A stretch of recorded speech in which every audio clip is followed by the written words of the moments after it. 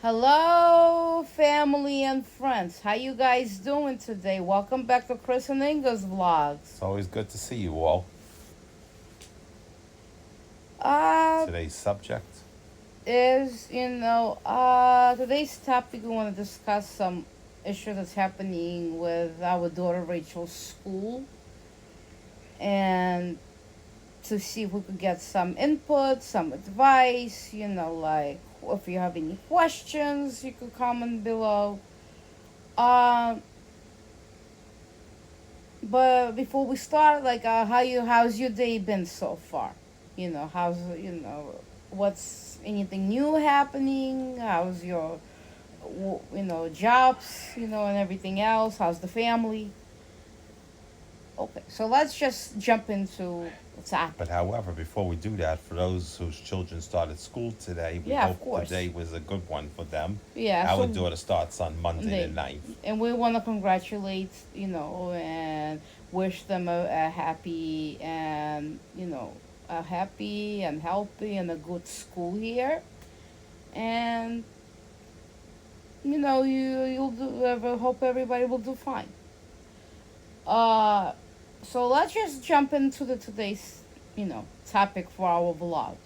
So before on the just say like a week before our daughter ended school.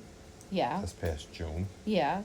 I get a call from her school, and like I don't. Sometimes I do answer, sometimes I don't. That day I wasn't really feeling very well. I was not in the mood to talk to nobody, which understandable. Sometimes we get those days, and I was just like let it go to the voicemail.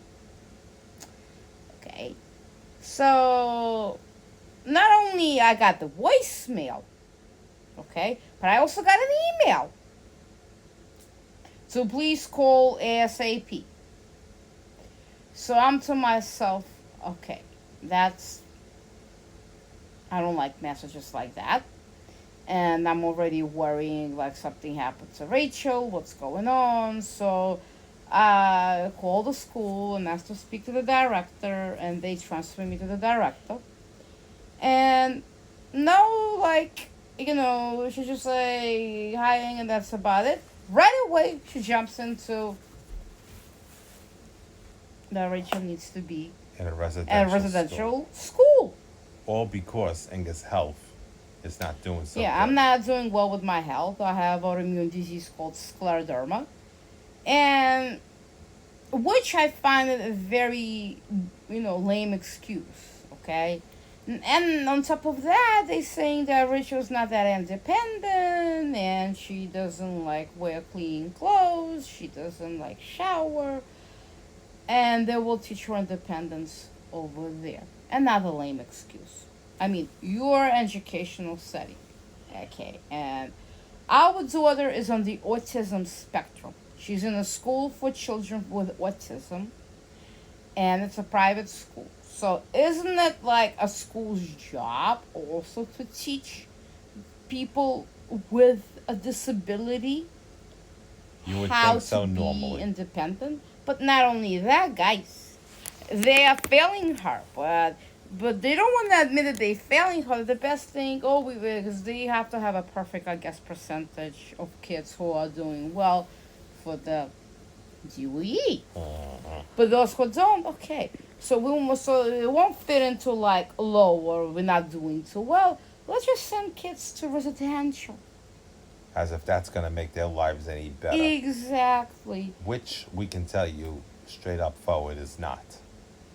It's only going to make them shut down even more.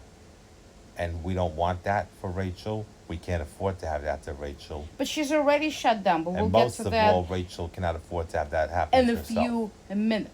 So she's gonna be 14 in October.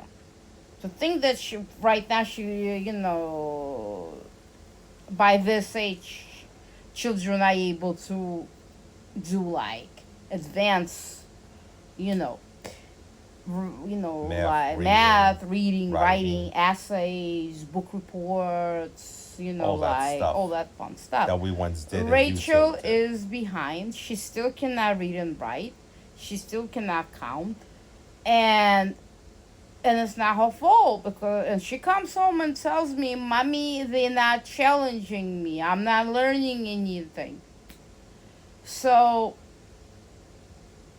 and like I'm to myself, okay, so and I had the conversations with the director where I was asking, is she being challenged? The last conversation I had, the director started to chuckle. So I'm like, is she and is she not? And why is she laughing? Of course she is. So I'm like, okay. And I'm already being pissed off, like I'm holding my cool and not to go get out of character. Okay? So if she's being challenged, why she's barely able, like, and she says to us, I want to learn hard math. Okay? I want to learn how to read. Because Rachel could advocate when we go out to the restaurant, she's like, Daddy, or like a worker that is with her, she will say, choices, please. I cannot read. I mean, good that she could advocate for herself. I'm happy about that. But not able to read or write? I mean, come on, already. She's going to be 14 years old this October 12th to be exact. I mean, normally a child, and I don't mean no respect to Rachel over here, but normally a child would know how to do all that, would have long mastered, both long and short addition and subtraction, and be learning both long and short multiplication and division. Rachel has not even learned the shortness of multiplication, division, let alone the longest. But interestingly enough, until we emailed the school, because we were not even heard anything from the school in regards to the classroom where that she's going to be at, the bus that she's going to take to school. As well as after school program. Yeah. We emailed. The bus monitor was the only one who responded.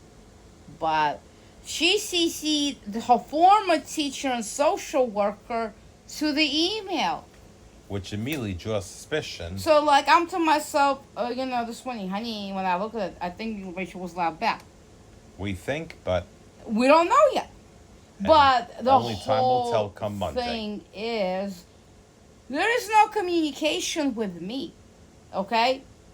And, Rachel's already shut down and in fear of going back to school because, number one, the school moved to a new building. And, okay, we asked Rachel, do you want to go to look at the school? No, I don't. What are they going to take me to residential? Okay, two, she doesn't even want to go to school Monday. She's not excited. She's saying, I'm going to be taken to residential. I don't want to go. She's excited about to go to after school program, but not school.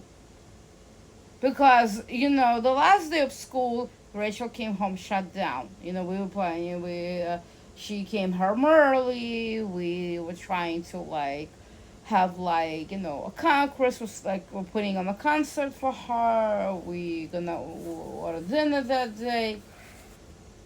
And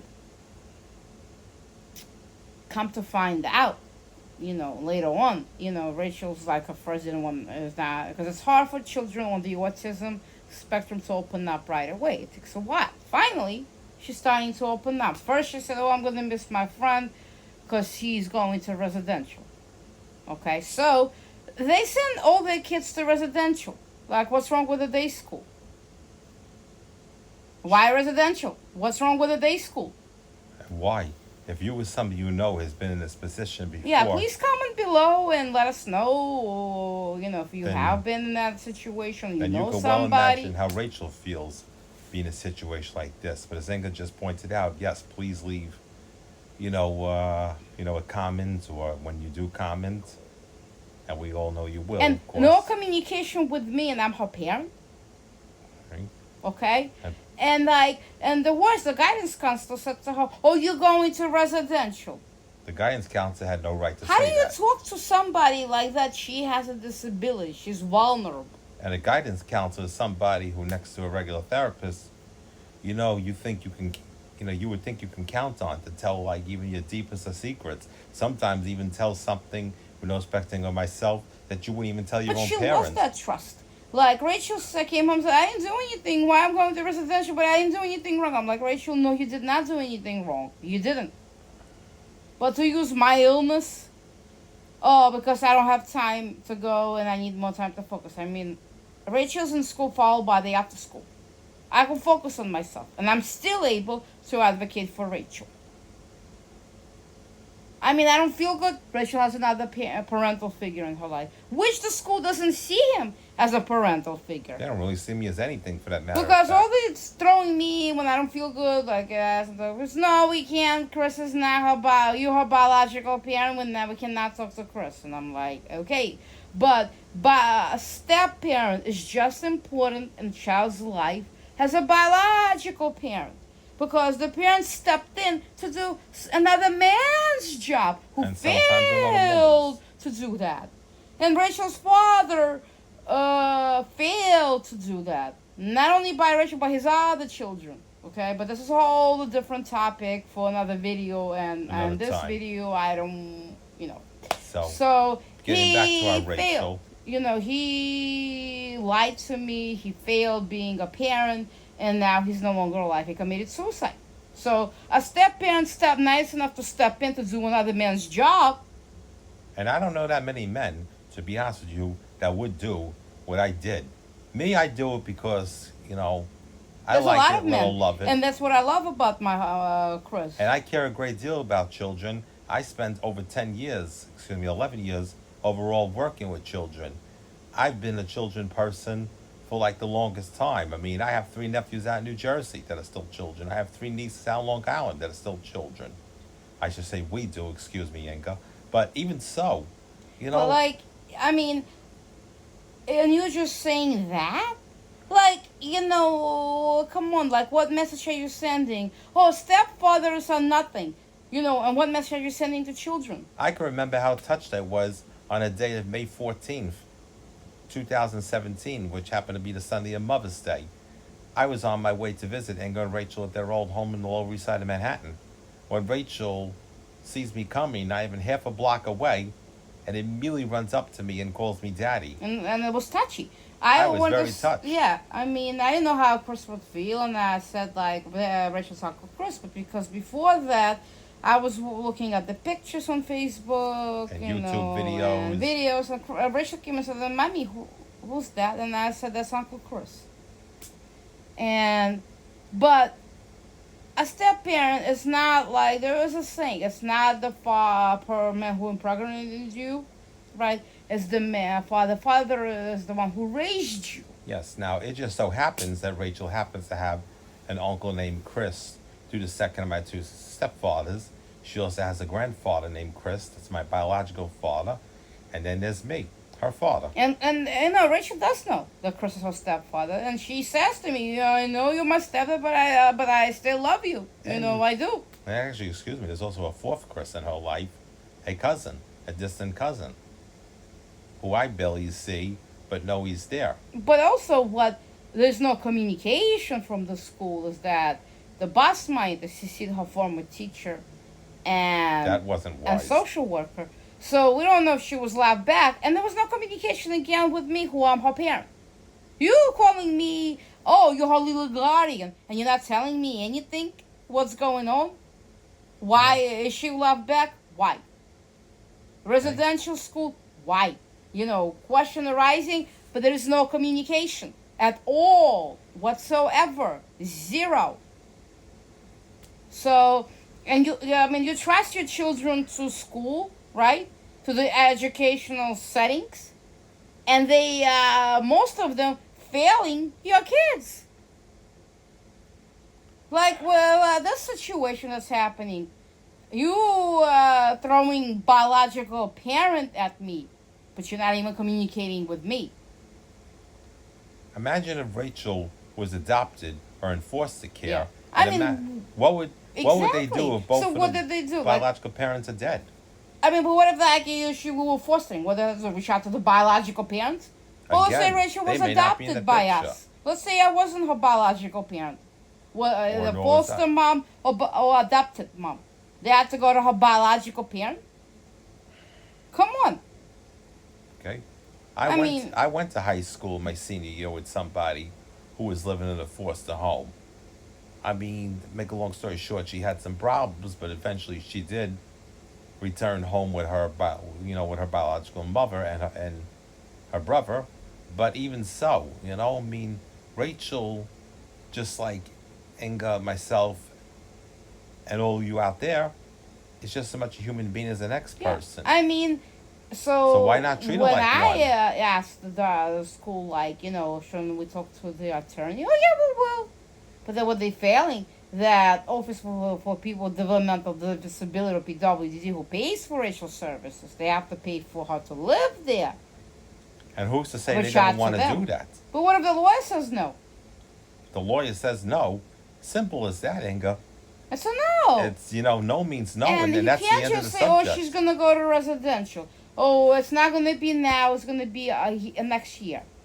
But even so, I don't care if it's in 1 year or 21 years. The point of the matter is, it ain't gonna happen. We did not sign anything. There is no signature from Inga or Because myself. yesterday we had a pleasure of talking to Rachel's therapist about it. And needless to say, she immediately said not a good idea. And she advised us to talk to Rachel's school and said they owe an apology, to tell them not to discuss that topic, not with Rachel, not with us. Ain't happening. She's already shut down. And I said she's going to shut down even more. Okay? And I'm sure most of you remember what happened with Willowbrook. I mean, Gerardo Rivera discovered it, and that's why out of those type of places, because Willowbrook was a state school. So what they're trying to do is to do the same thing what happened during Willowbrook era.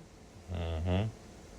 But Rachel gets all the services. She doesn't need to be in no residential school. She gets OPWDD services. She's with a great agency. We're about to get a direct service professional come in and work with her at home on the goals and teach her to be independent. And that's where they come in. I mean, come on, I'm sorry. You failing her. And then but we don't want to admit our fault, okay? We're failing, we know, but in order not to show how much they fail, so the students that they fail, they send them to residential. Which again just isn't right. I mean, she still cannot read and write, okay? She said, I want to how to read. I want to learn, hard math. They're not teaching her. She comes to home and says, Mommy, Daddy, they're not challenging me. I'm not learning anything. And when I did speak to the director, I got of course she's being challenged. yeah, so full of baloney. It doesn't show. She still cannot tell time. I mean, yes, she has a disability. I understand. I get that. She will learn at her own pace. But at least to teach her something that she will be able to be living this life and not completely depend on others. Because right now, she has to be fully dependent on adults. Mm-hmm. Okay? So, I don't consent to that. So, I mean, you're saying, residential. Okay. And it's just Rachel's in fear. She's scared. They had an open school, the visit of a new school. She didn't want to go.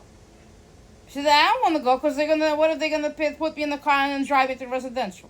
Monday's her first day of school. She's traumatized. I don't want to go. Please, I don't. I'm excited about after school, but I'm not excited at school. I'm nervous. I'm scared. They're going to drive me to residential school. What did you accomplish here? You destroyed her safety. You destroyed her a place where she felt comfortable, wanted to learn. It's destroyed. All because of what they did. Talk about some poor judgment on their part.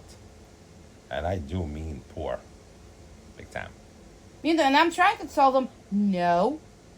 And last year they brought it up, and I questioned them that, yeah, tell me if you cannot, if you don't want to educate her anymore, let me know, and I'll find a different school.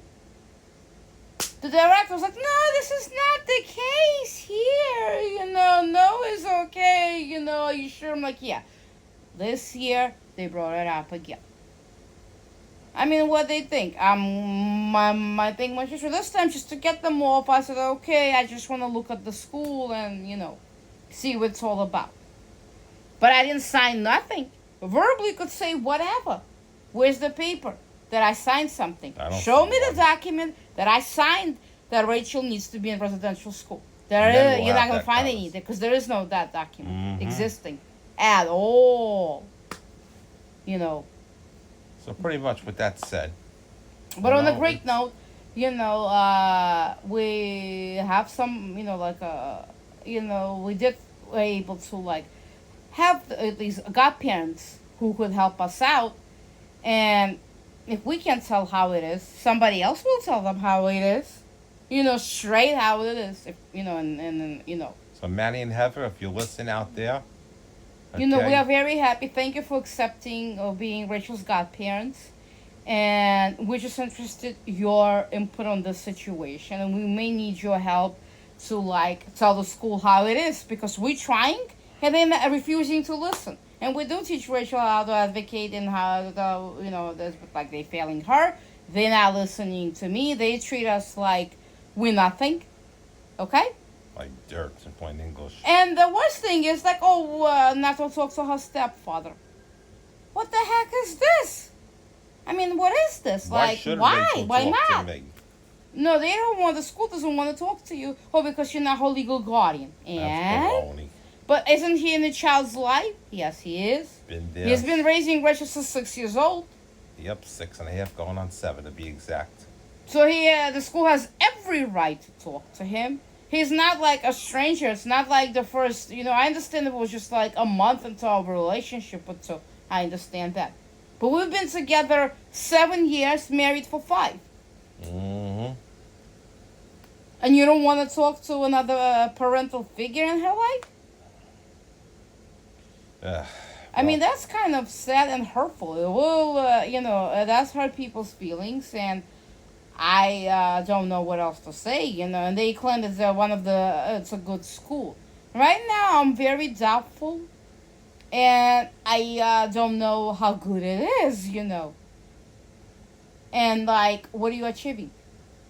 So she's going to be afraid to go to school? What if, I'm, fearing the worst. On the first day of school, she'll come home and start crying. I don't want to go back. I'm scared. I don't want to go back. They're forcing me to go to residential. Which brings us back to the conversation at around 10 p.m. last night that we had with a therapist. Even the therapist was beside herself, and even advised, to reach out to the school, whether it be to visit them, or talk to them on video, or talk to them on the phone. Okay. Now, normally on the first day of school at Rachel's school, there's an orientation. For... We still didn't decide, maybe we'll give them a call. Because as what they playing, they may say, oh, Chris, we cannot talk to you without Inga. At least I will tell them, well, I'm going to listen, but Chris will talk to you. Mm-hmm. Which I kind of find it really disrespectful.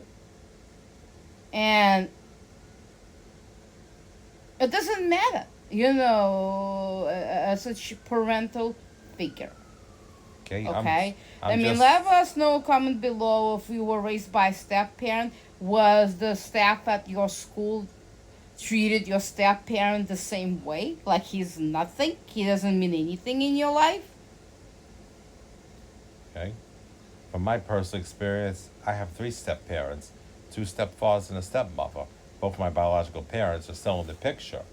But even those that are only half related to me or don't even have blood with me are just as important in my life as to those who do have blood with me. And Chris did ask them, I'm her parent figure, why you don't want to talk to me? Oh, like parents. Being repetitive, like parents. Oh, Inga's her biological parent, her legal guardian, we can only talk to her. Whether it's the nurse, the social worker, the supervisor of social work, the director, like parents That's say all the there is to same thing. Oh, Inga's her legal guardian, we cannot talk to her, to you, without Inga being present. And when they Yeah. call, because I can't answer my phone, they call Chris, is Inga there? Right away. Right away, they want to know if she's there. By the way, watch my shoulder, by the way. But what if, let's say, I was in the hospital, or didn't survive after last year's situation when I was in a diabetic coma? Or let's say I was in the middle of something, or let's say I was at work. Let's say I was working, which, I mean, guys, I don't because I'm on disability, but let's say if I did. Or let's say I was napping or had a procedure or something. Is Inga there? How do you, I mean, ghetto talk, you're supposed to be professional. And that call, I mean, yeah, if you're talking to your friends, you could use that, so-and-so there. But if you're working for an organization, you have to be professional, and that person is not. She always talks ghetto. Like, is Inga there? Really? I can easily say, No, she's not. And 9 out of 10 times, Inga's not available to speak at all. I personally don't blame her, you know. She has good days, she has bad days, she has moderate days, and some days are better or worse than others. And guys, please correct me if I'm wrong, but if you work for any company or business or anything, you have to be professional. Like, if you want to talk ghetto, not in a professional setting. It's with your friends. I don't know, maybe I'm wrong. I'll take a constructive criticism. But I always thought you had to be professional because I work as a substance abuse counselor. I never called and said, is so-and-so there? I always called and say, can I please speak to so-and-so? Is so-and-so available? It's different than say, is she there? But like, and I don't know if the school staff being trained how to communicate with parents. I highly doubt it personally. But like parent, you have to be professional even with parents, because you don't know what parents do for a living. What if you call a parent and the parent is an ACS worker, God forbid. or a lawyer, Mhm. or medical personnel? That could be trouble right there and then. I mean, let's say you call in somebody's ACS worker. Is so and so there? And they'd be like, "What do you mean?" Mm-hmm. Crystal was saying is right there, but she's not feeling well. Oh, but put her on the phone. We need her to be part of the school. Really? And with that, to be polite, I'm like, okay, she's here, but again, she's just listening. She's not talking. She'll acknowledge that you're on the phone. She'll acknowledge you're on video, wherever the case is. She'll acknowledge if you're even in our house for a visit. But under no circumstance is she being obligated, let alone forced to speak. I mean, force somebody to talk when you don't want to? Come on. That's, I think, part of the abuse. And disrespectful. If you want to talk to me, email me, and we'll arrange the day and time to talk. But to call without, arranging a time and date just because you want to talk, what's the fire? Where's the fire? And over there, sometimes they complain about Rachel. Rachel did this, Rachel said that. It's your job to teach her right from wrong next to us. Because the parents, yes, they are your teachers, the first teachers. But mainly, is the school next to the parents supposed to teach you also right from wrong. And then when somebody goes out of character, oh my goodness, so-and-so said this and this and that, or did this and this and this and that. Mm-hmm. Okay, but like, you did not teach them anything. So what's the whole point to this then? I mean, I'm just like this beyond my words right now. I'm very pissed off. We'll keep you updated with the situation. We'll let you know how Rachel's first day of school went and who was the teacher and everything else. But if she comes home upset and shut down, they'll hear from us. So, because my job is to protect Rachel, to advocate for her. My job is not to take abuse from nobody. uh-huh. Not towards myself, not towards Rachel, certainly not towards Chris. Thank you. Because we don't deserve that. All right, continue. So, You know, we don't. So, let us know, like, what you think about this whole situation. Welcome to the new subscribers who just subscribed. and let's keep those subscribers coming. Thank you so much for the comments. And we'll let you know how Rachel's first day of school went. Yeah, and we do love our new family, you know, and you know, both like on YouTube and people who we met who are becoming our second family. And you know, I wanna like piggyback on what you said, Heather, on your earlier video. Yes, we are becoming a family. I agree with you on that one, and Same here. we want to be, yes, we want to be more than just friends. We want to be each other's family. We want to help one another. We want to support one another, and you know, reach out to one another. We have a bad day or a good day. We want to share about something. You know, lines of communication is open. You know, you guys could call us anytime, you know, as well.